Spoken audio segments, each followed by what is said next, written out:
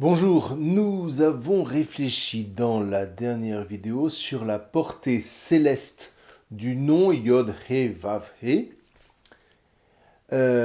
mais il reste encore à nous laisser illuminer par la profondeur du mystère auquel nous ouvre ce nom gratuitement, juste pour la grandeur et la beauté infinie de la vie qu'il ne cesse d'engendrer.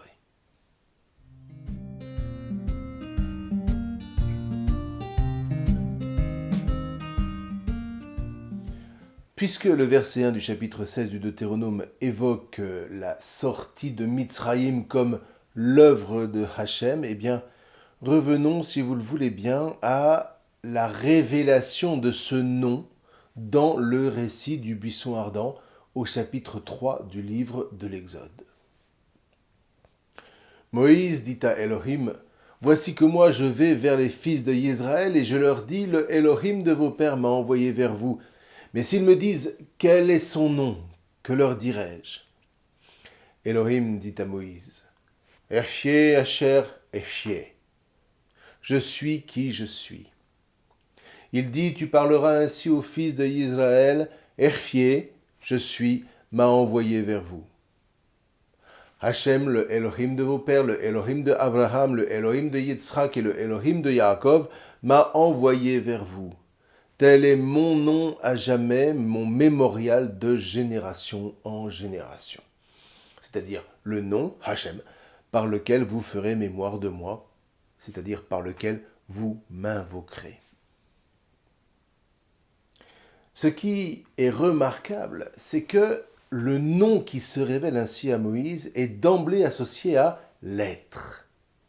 Alors, ne fuyons pas cette affirmation sous prétexte que ce serait de la philosophie ou que ce serait trop compliqué. Si la Torah n'a pas peur d'inscrire ce nom mystérieux dans son récit, c'est que quelque chose s'y dévoile à laquelle tout le monde peut s'abreuver. Et ce n'est pas parce que c'est mystérieux que c'est inaccessible, tout au contraire. Vous voyez, Gabriel Marcel, un grand philosophe de la première moitié du XXe siècle, disait « Le mystère n'est pas ce que je ne peux pas comprendre, le mystère est ce que je n'ai jamais fini de comprendre. » Donc, posons-nous sans crainte la question « Qu'est-ce que l'être » L'être, d'abord, ce n'est pas l'existence, mais c'est ce qui rend possible l'existence. Comme le disait Maïmonide au XIIIe siècle après Jésus-Christ, l'existence est la manifestation de l'être. Non pas que pour exister, il faille d'abord être, parce que ça n'est pas une question de chronologie, mais par elle-même, l'existence n'a aucun canevas sur lequel se tisser. Le canevas de l'existence, la vôtre, la mienne, celle de l'univers et de tout ce qui existe, visible ou invisible, bon ou mauvais, eh bien c'est l'être. Et même le Shatan n'a pas d'existence en dehors de l'être, raison pour laquelle la foi judéo-chrétienne n'est aucunement un manichéisme. Il n'y a pas un principe du bien opposé à un principe du mal qui coexisterait de toute éternité et qui se combattrait l'un l'autre. Il n'y a que l'être. L'être qui est au commencement de tout, comme cause première, dit-on en philosophie, ou si on préfère, comme créateur de tout ce qui existe. Au commencement, Elohim crée, dit le livre de la Genèse dès le premier verset de son tout premier chapitre.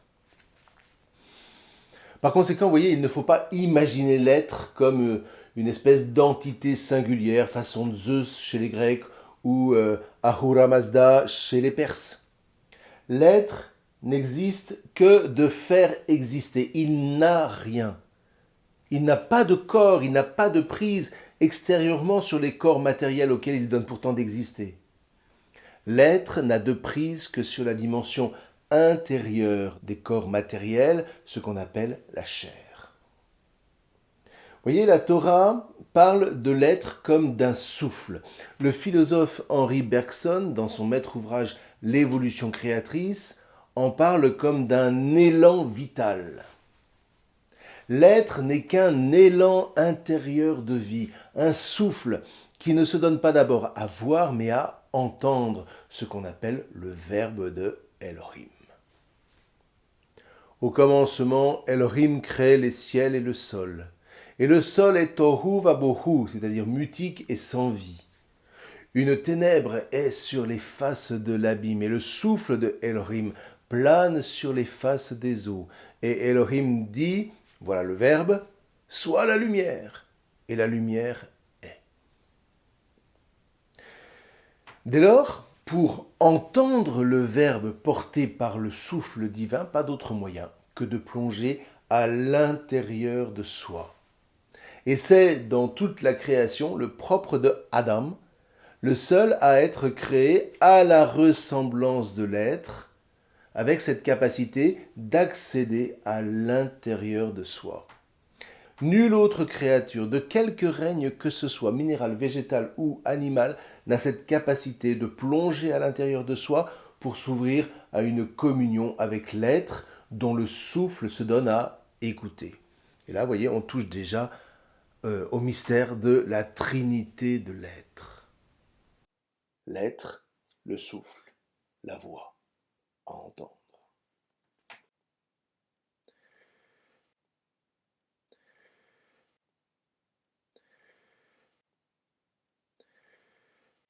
Alors, il ne s'agit aucunement d'un éveil à une connaissance ésotérique.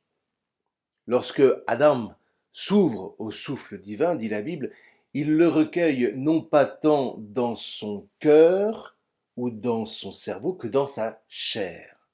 Vous voyez, la chair est cette dimension intérieure, invisible, spirituelle du corps visible, du corps matériel de Adam. Et de ce fait, eh bien, Adam est vraiment créé médiateur entre l'être d'une part et la création d'autre part.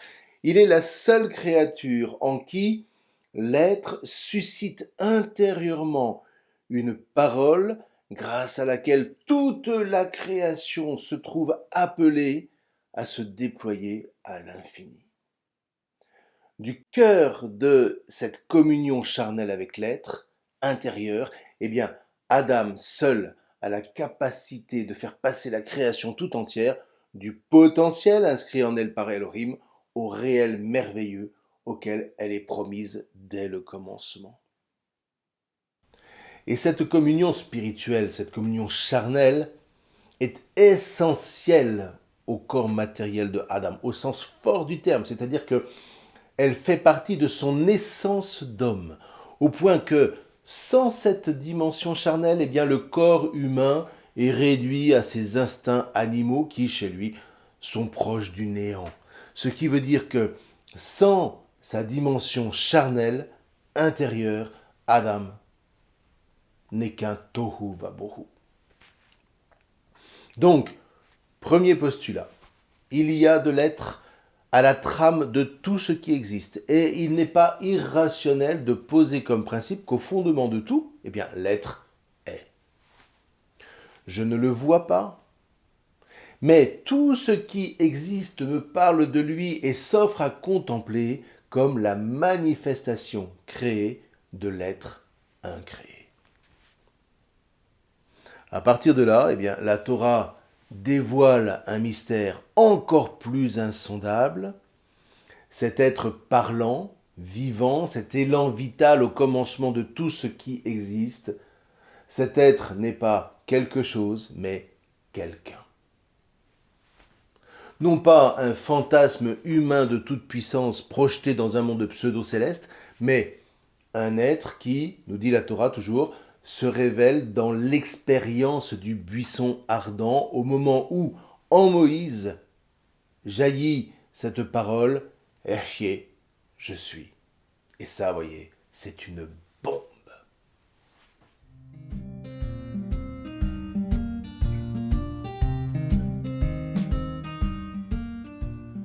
Entendons bien ce qui est révélé au buisson ardent.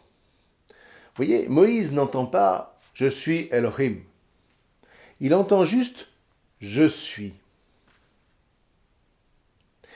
Si Hachem avait dit « je suis Elohim » ou un El quelconque, il se serait désigné objectivement comme un dieu ou plutôt comme un démiurge qui se pose face à son peuple comme une divinité à adorer. Un objet bon vers lequel pourrait se porter la volonté de tout un chacun. Mais ça, vous voyez, n'importe quelle idole peut le dire, n'importe quel petit chef peut dire à son subordonné « Je suis ton supérieur », ce qui ne lui laisse pas d'autre option que la soumission façon Coran. Autrement dit, si Hachem avait dit « Je suis Elohim », ben la position d'en face, celle de Moïse et de tout Israël, ne souffrait aucune alternative. Tu es Elohim en face de moi, donc moi je ne suis qu'une créature en face de toi. Ce qui n'est pas faux au demeurant, mais qui enferme l'avenir. Rien de tout autre n'aurait dès lors la possibilité de faire bouger les lignes intérieures. Aucune médiation ne serait plus possible parce que aucune communion avec l'être ne serait plus concevable. Et voyez en définitive, un tel positionnement de soumission n'a rien de divin. Il n'est que trop humain. Il est idolâtre. Elohim devient un objet de vénération parmi d'autres, extérieurs, avec qui le rapport n'est que, dans le fond, contractuel, fonctionnel, à la mesure très étriquée de toutes les croyances humaines. Or, précisément, échappant à toute cette emprise fantasmatique, eh bien, Hachem dit juste « Je suis ».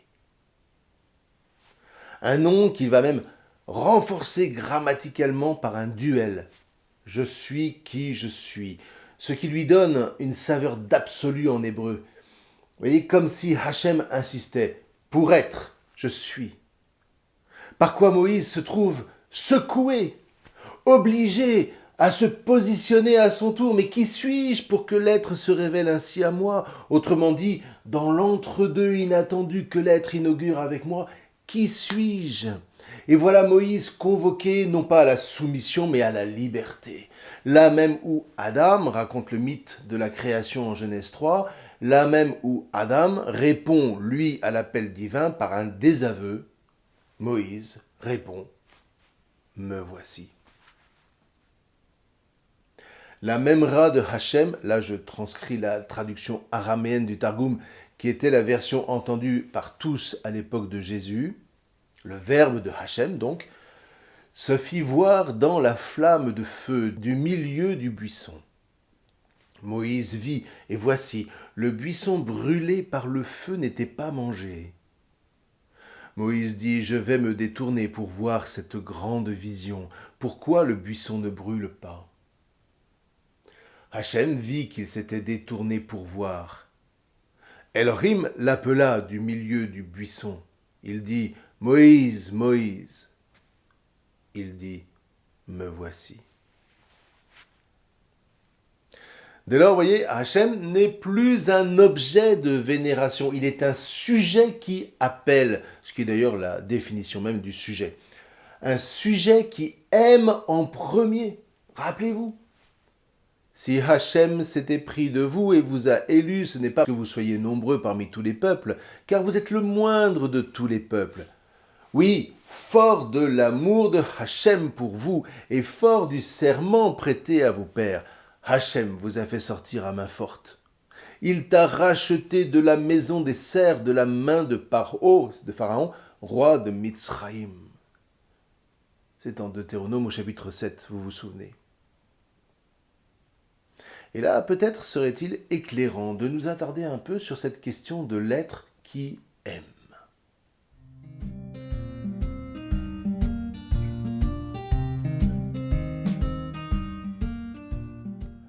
En Deutéronome 7, qu'on vient de lire, le terme hébreu amour, c'est ahava.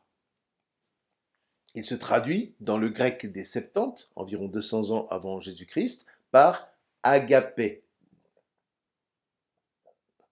qui deviendra le terme clé de la Torah orale de Jésus. Celui-là même que Saint Jean, en s'inspirant de Deutéronome 7, reprendra dans sa première lettre. Nous-mêmes, nous aimons d'agapé parce que Elohim, en premier, nous a aimés d'agapé. Or, l'amour dont il est question ici ne relève évidemment pas d'un sentiment. Il ne s'agit pas d'une affaire de béguin, comme on en trouve dans la mythologie grecque antique, encore moins d'être amoureux, n'en déplaise au vieux Gérard Lenormand. Cet amour, c'est l'être même. Cet amour est la trame de toute existence. Cet amour ne vise pas à se satisfaire, mais comme souffle vital, il vise à susciter, à transmettre, à sans cesse engendrer la vie intérieure dans toute la création pour la faire incessamment passer du tohu vabohu à la vie, encore une fois, du potentiel au réel. Mais comment cela peut-il se faire, pour reprendre la question de la jeune Marie à l'ange Gabriel? Comment l'être, qui n'a pas de prise sur la matérialité de la création, peut-il lui faire emprunter ce chemin du potentiel au réel? Il faut, nous dit la Torah, qu'un être créé soit en capacité de déceler, d'entendre intérieurement la voix de l'être et consente à s'y accorder pour la mettre en œuvre, pour vivifier ainsi toute la création. Eh bien, telle est la vocation de Adam, qui est créé en vue de ce consentement, donc libre. Ce qui est un risque évident, parce que être libre, c'est très difficile, c'est très lourd. Et pourtant, l'être ne saurait échapper à cette transmission de liberté sans aussitôt se déjuger. Et là, vous avez le grand inquisiteur de Dostoïevski qui le lui reprochera avec violence. Il ne fallait pas créer l'homme libre, dit-il au Christ. L'homme déteste la liberté, c'est trop lourd pour lui. Il préfère l'esclavage. Il préfère ne pas avoir à gérer une vie intérieure. Et moi, le grand inquisiteur, c'est-à-dire le diable en fait, pour le bien de l'homme, je le délivre de cette inquiétude et je lui ouvre un destin d'esclave salutaire. Ça, c'est un sommet de la littérature. Ceci dit, du cœur de sa liberté, nous dit le chapitre 3 de la Genèse, eh bien, Adam va refuser cet accord intérieur avec l'être, ce qui constitue l'essence de ce qu'on appelle le péché. Alors, ce faisant, Adam n'efface pas l'élan vital qui l'anime. Le péché n'a pas le pouvoir de congédier l'être qui soutient toute existence.